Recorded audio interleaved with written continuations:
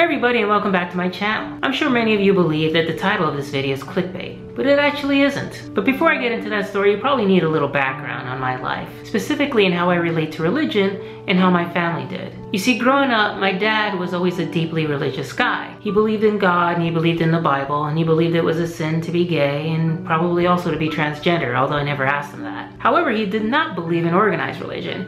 He felt his relationship with God was a personal one. He also didn't believe in the supernatural and things like ghosts or psychics who could speak to the dead. My dad was a big influence in my life, and so I believed a lot of the things he did. And because of that belief, I didn't often go to church or join any sort of church family. I did pray and I did believe in God and actually still do. But much like he did, I saw organized religion as corrupt and really more about money than about getting people closer to God. That all changed for me when I moved to Houston with my ex-wife back in 2007. And for the first time perhaps in my entire life, I felt connected to a church and a church family, and eventually became very involved in the organization of the church itself, including serving on a planning committee to build a church building. When it came time to pick the name of the building campaign, they actually even picked the one that I created. We ended up pledging thousands, or actually even tens of thousands of dollars to this campaign ourselves. However, it was around this time that I came to the realization that I was transgender. At that point, I didn't know how I was going to transition or how far I was going to transition and what that would look like. And I was also praying every night because I didn't know what to do.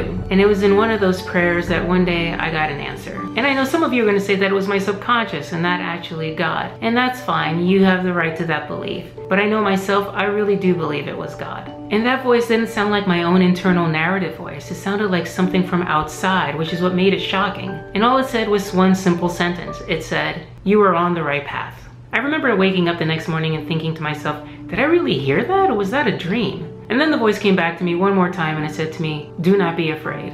Time went on and I would go to other sermons. My pastor talk about how other people felt called to something and how sometimes God spoke to them, and that when God spoke to them, he would often say, "Do not be afraid," because hearing the voice of God is a scary thing. And I can personally attest to the fact that it is scary as shit.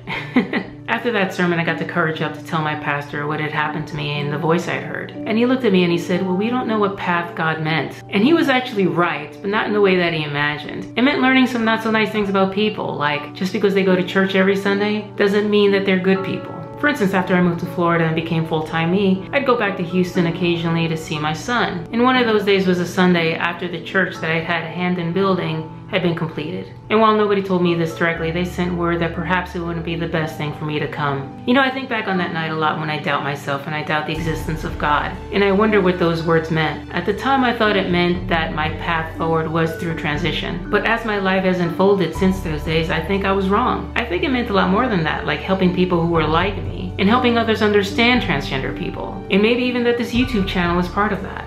On that note, if you see me at Playlist Live in Orlando, come up and say hi. Also, like, share, and subscribe, and see you around the interwebs.